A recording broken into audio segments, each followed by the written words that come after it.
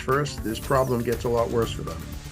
St. Louis and 11 other Anheuser-Busch breweries are ready to strike the demands that 99% of brewery Teamsters are backing. And rain moved through yesterday. This morning is a little misty, drizzle in some other areas. I'll tell you what we're looking at for your Sunday. Right now, there's a national recall on 3 applesauce brands, including Schnucks. What makes federal investigators believe the dangerous ingredient change was intentional?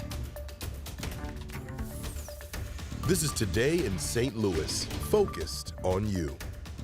All right, good morning to you. And right now we are focused on a fantastic look at the Gateway Arch. How beautiful is that? It's just sparkling this morning. Yeah, I love when it looks like that. I love this misty weather, but you know, Yeah. I'm from the San Francisco Bay Area, so we get a lot of mornings that are kind of foggy, misty, That's cozy. right. And here we are at home in St. Louis. Well, Yeah. good morning to you. It's Sunday, December 17th. I'm Travis Cummings. Mercedes McKay is off this morning, so I've got weather first meteorologist Tracy Hinton here with me at the desk. Good morning to you. Good morning. And yesterday we had that rainfall. It stuck with us all day yesterday. It was cloudy. It's great napping weather. Yes, it Very is. cozy. I agree. Us morning people, and you're up with us. You're probably well, I hope you are a weekend napper like we are.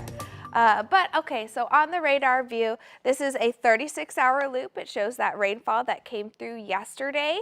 It was all pretty much very light. We had a couple areas that were slightly heavier at times, but for the most part, it really didn't impact us a whole lot. Now, as you can see, conditions are nice and dry. Yesterday, we really didn't pick up a whole lot. Everything came out to well less than an inch in most areas. Currently, temperature-wise this morning, we are waking up to 42 degrees. It does feel like 36 with winds out of the west-northwest at 10 miles per hour. And then through the rest of our day today, we are going to make it up into the upper 40s, be about 43 degrees by 10 a.m., 49 by 2. All right, thank you, Tracy. Well, breaking news out of North St. Louis. Right now, we're working to learn more about a fatal crash that happened 1 hour ago at Halls Ferry Circle. We have the map up there for you. It involved only one car, but police have not identified the victim or said what caused the crash. And new this morning, at least one person is dead after a car crash in South St. Louis. It happened just after 3 this morning at Sharp and Germania next to River de Pere in Boulevard Heights. Now, we've reached out to police to learn more on that one. And right now we're taking a live look at Interstate 64 at Big Bend. Things are moving quite smoothly there, but this morning all lanes are back open after a late night crash. The crash involved just one car, but blocked all lanes of the highway just before midnight there. We reached out to law enforcement to learn if there were any injuries. But right now, Anheuser-Busch Teamsters are ready to strike. The Brewers Union announced this weekend that if AB fails to agree to a new contract, they'll go on strike next year. Our Annie Krall caught up with some of the Teamsters to learn more about their demands. The Teamsters Union estimated that 5,000 members across 12 U.S. breweries would benefit from their proposed changes. The current contract with Anheuser-Busch expiring on February 29, 2024. We represent the brewery workers that actually produce the product. We're in all 12 breweries, and if our members don't go to work, there's no Anheuser-Busch products to purchase. So that's the beginning and end of it. Saturday's final vote was a coast-to-coast process that lasted a week. Since November of this year, the company has not negotiated on, quote, important job security, despite multiple requests from union members. The union saying that the global beer maker pulled in record high numbers with $58 billion in 2022.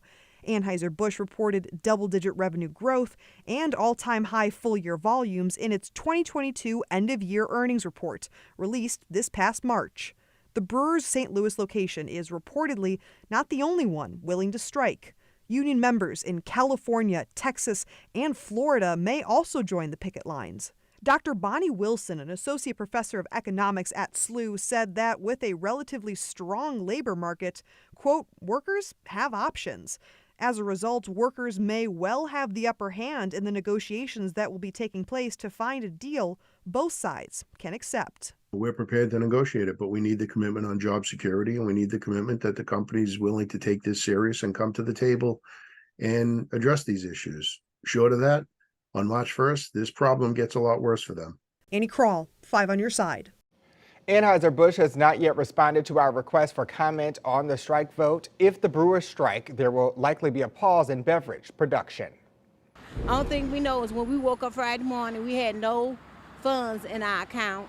And at 3 o'clock, the administrator let us know that he had no funds available for the facility or us. This morning, 170 seniors are without homes and employees are without jobs after Northview Village nursing home suddenly shut down Friday night. Former staff tell us they didn't get their paychecks Friday despite working their usual shifts. I asked them what they'll do now. New job. That's all. That's all I can do is just pick up and just move on. I mean, as long as all the residents got out, so that's good. Oh, I just don't know. I'm just going to pull on God. That's all I could do. We got our hands on an internal letter sent to staff by Healthcare Accounting Services regarding payroll there. It reads in part, due to the timing of this facility's collections, it was the responsibility of the partners to fund the payroll. But the employees we spoke with say the owner wasn't there when the facility shut down. We couldn't get a hold of him by phone or email either, but a spokesperson for the Department of Health and Senior Services says they are in touch with administrators. Well, this morning we know more about the car involved in a deadly hit and run in South St. Louis. Police are now describing it as a silver SUV. Investigators say the car struck and killed a man crossing the road near the Quick Trip at Gravois and Nebraska just before 6 Friday night. We'll update you when police give a more detailed description of that car. Well, this morning, 2 people are recovering from a serious crash on North Market Street. It happened around 10 yesterday morning near North Grand when one car crashed into a pest control building. Both cars had serious damage, but both drivers walked away with minor injuries. Well, 3 things to know as we start a new week. We've got 3 events we're following. The first is a food giveaway happening tomorrow. The St. Louis Area Food Bank will distribute food at SSM St. Mary's in Richmond Heights, and that starts at 9 a.m. and runs while supplies last, and that's open to the public. And on Tuesday, St. Louis County will host a job fair for summer positions in their parks. They've got full and part-time positions for camp counselors, seasonal laborers, concession staff, and more. You're encouraged to bring your resume to the North County Rec Complex on Tuesday. That's between noon and 3 p.m. And on Friday, it's the annual Bragging Rights basketball game between the Mizzou Tigers and Fighting Illini at the Enterprise Center. Tickets are still available starting at $65. The game starts at 8, but we'll have full coverage of the game right here on 5 on Your Side throughout the evening.